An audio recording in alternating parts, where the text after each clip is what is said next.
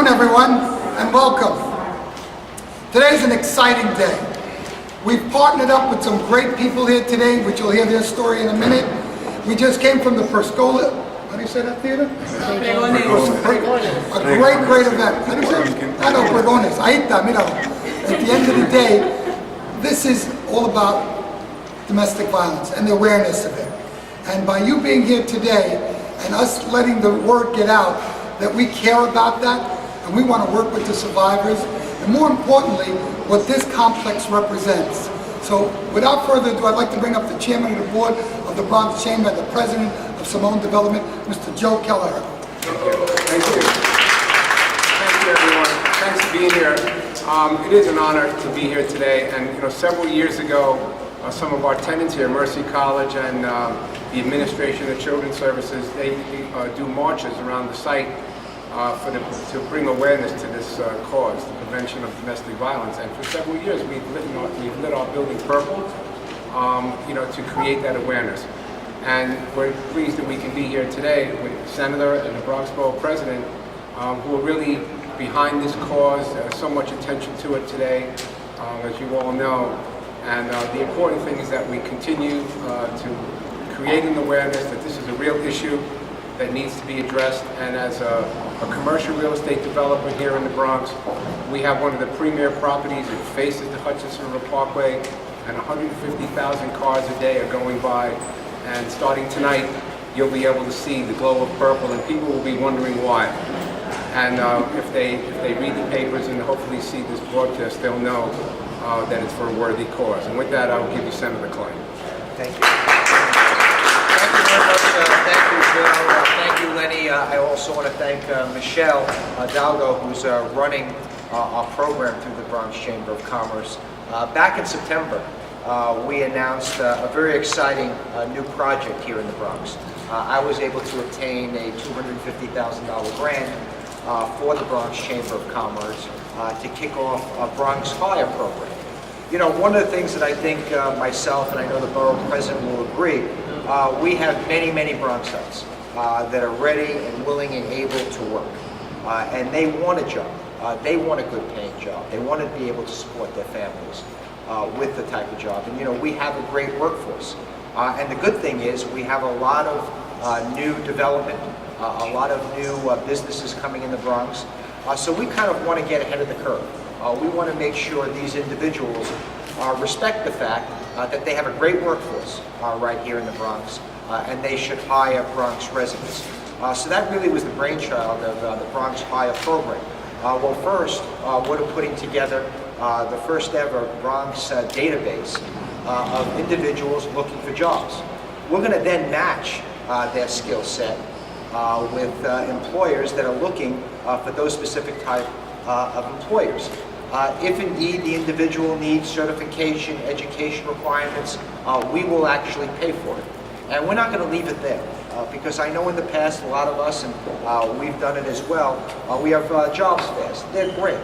But the thing is, we need to follow through. We need to make sure that the individual who made a connection was a positive one. If not, we want to make sure to connect them with somebody else and see it through to make sure they have a job. I'm very excited about that, and I'll tell you, when you get to speak to some of the people when we kicked off the program, and within 20 minutes of us launching this program, we're able to have someone hired. And when I spoke to this woman, a young woman, tears in her eyes, she didn't feel she was doing right by her family. She felt embarrassed. She wanted to be able to get a good job, help her family through tough times, and now she has that job. So it becomes very personal to me, and I know many here in this room, to make sure individuals get jobs. So I'm very excited today. We're sort of kicking off another aspect, another leg of the Bronx H.I.R.E program called the Bronx H.I.R.E Survivors Program. Everyone knows we're entering Domestic Violence Awareness Month here in New York and nationally. And this is something important because I know I was with the borough president today, and he hosted a forum which is going to air next week. And one of the things that we need to do is to provide financial independence, financial security for survivors of domestic violence. That's the problem. How are they going to leave an abusive relationship? an abusive home, be able to take care of their kids, oftentimes who are abused as well, if they can't support a family. So I'm very proud that we're going to have 10 survivors that are going to be part of this program, part of this pilot, and get them jobs as quickly as possible. That's something that's extremely important. You know, throughout my legislative career, you know, I recognize the importance of doing everything we can to fight domestic violence. And I think the way we do that is through economic, economic ways we can enhance those things. Something as simple as making sure that someone who's the victim of domestic violence is able to access the health insurance, in many cases the abuser, is something we're not able to do yet. So I think certainly economic freedom will also provide, I think, the survivor freedom to get away from an abusive environment and start on the right path. So I'm very proud of this. This is something that's very important, and I couldn't have asked for a better partner in this program than our Bronx Borough President. He's made it one of his singular issues to make sure that the Bronx is working again, to make sure to promote the Bronx, to make sure to reduce the high unemployment rate that exists in the Bronx. So it's my pleasure to introduce our Bronx Borough President, Ruben Diaz. Thank you, Senator, for your friendship, for being an ally, but more importantly for being a strategic partner in all of the good things that are happening in the Bronx. Last week, if you were paying attention, you saw that the new results on unemployment, for the first time in a very long time, we were underneath 10%, double digit in percentage here in the Bronx. Last week also, if you're paying attention, you would see that the governor and the MTA passed in their 5-year capital plan the funding for the 4 Metro North stations, one which will be right here along these grounds. And there's so many things, whether it's living wage, which I was with the mayor yesterday, that debate started here in the Bronx. And now the mayor, with an executive order, through an executive order, has augmented the salaries. But through it all, we've always had a strong partner.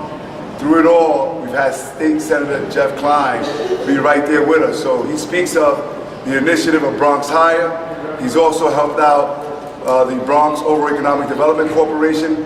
He's also had conversations with us in the Department of Labor.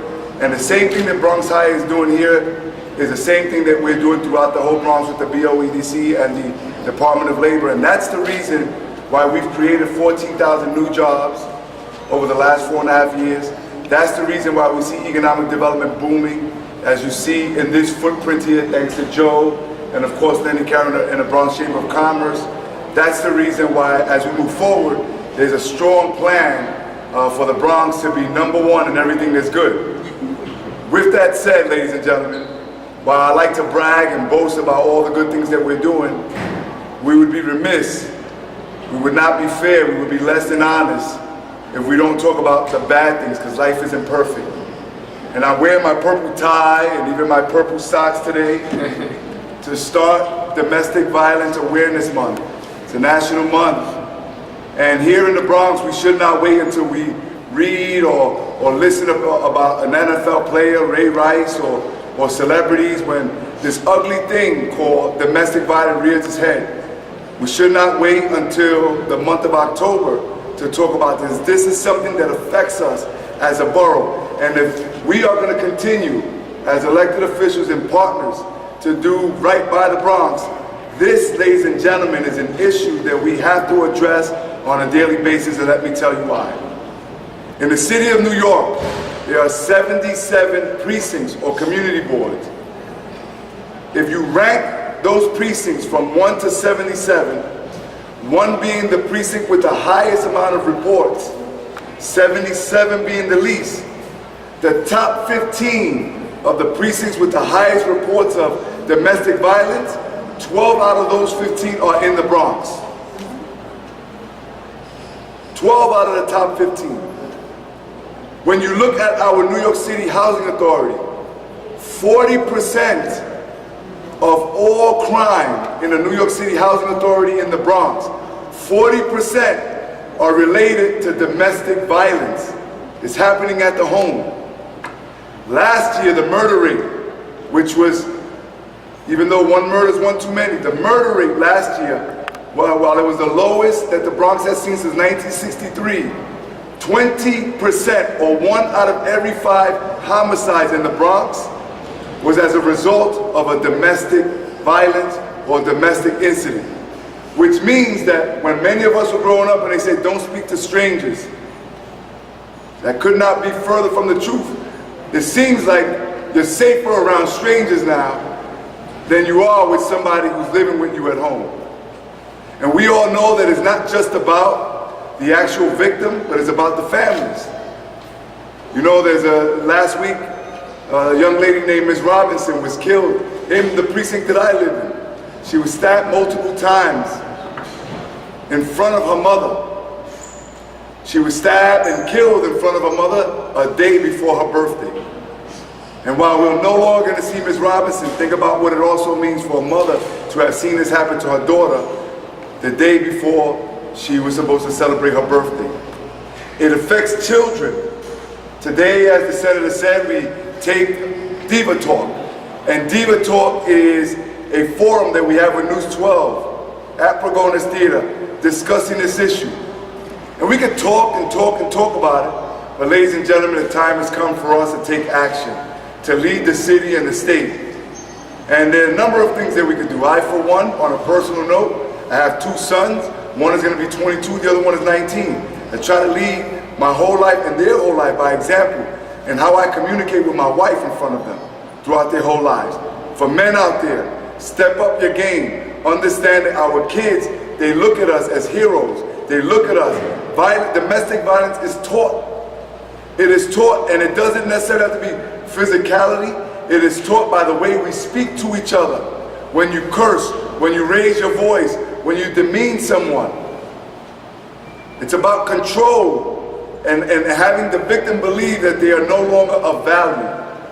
So one of the ways that we break the cycle is by leading through example.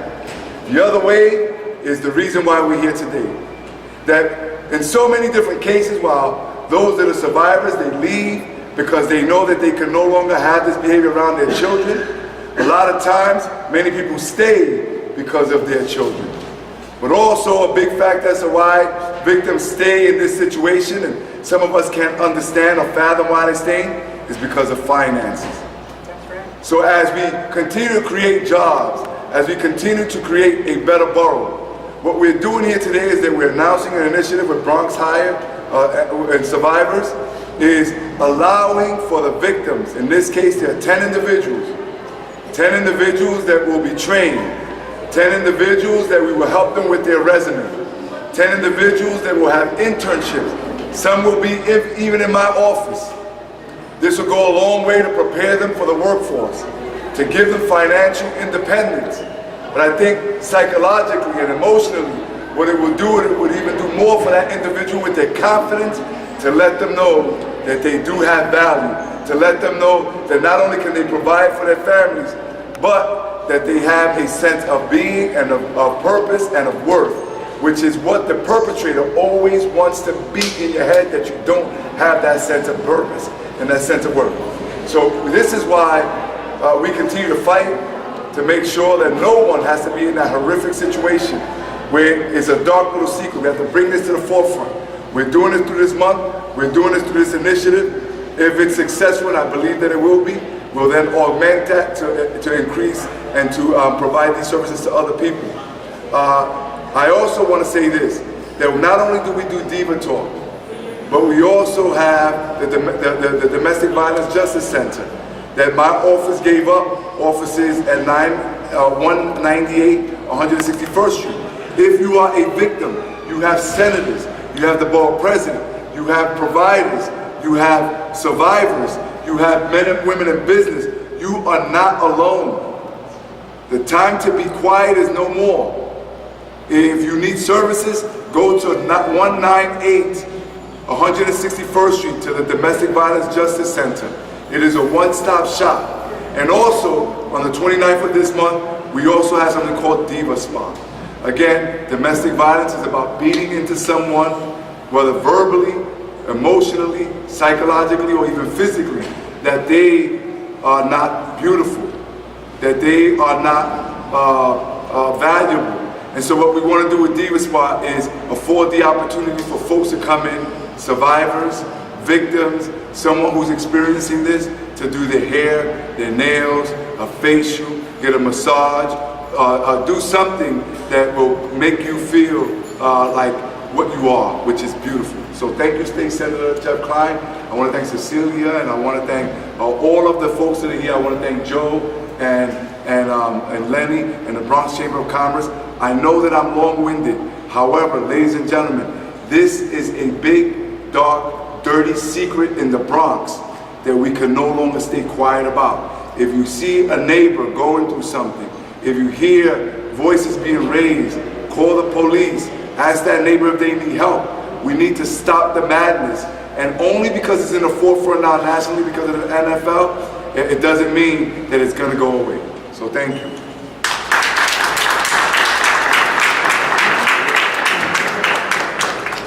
Is that it? Cecilia, we got to bring Cecilia Gaston, I'm sorry. Cecilia Gaston, of course, is the Executive Director of the Violence Intervention Program. She's been working with not only our office, but working with many different providers, and it really has boots to the ground and understands this issue from seeing it on a daily basis, working with victims, working with survivors. Cecilia, we appreciate all the work that you're doing, and thank you for being with us here today. So without further ado, Cecilia. Thank you very much. Yes.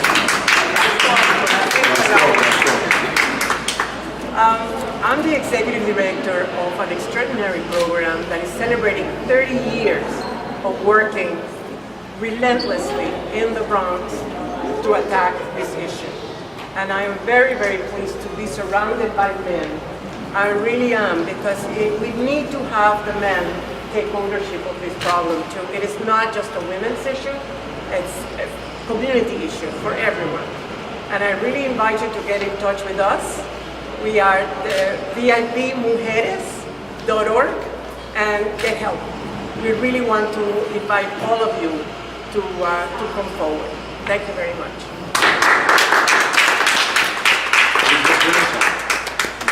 It's actually Maria Martinez's brainchild.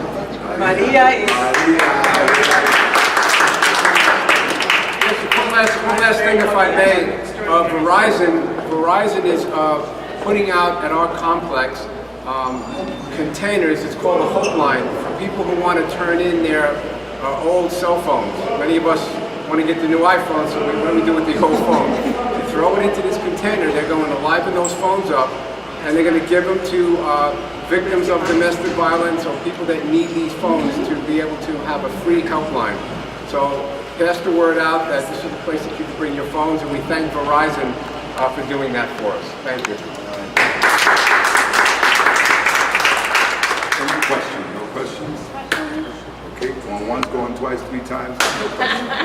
That's okay. Thank you.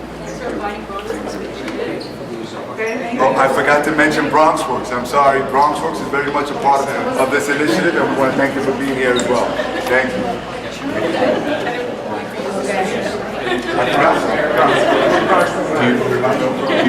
Yeah. Thanks a lot. Please support me. Let's do it.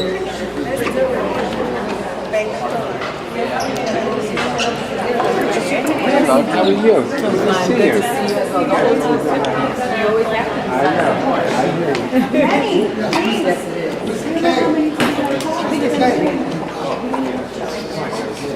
John, you want to take a picture for Twitter? Bronx Times over here.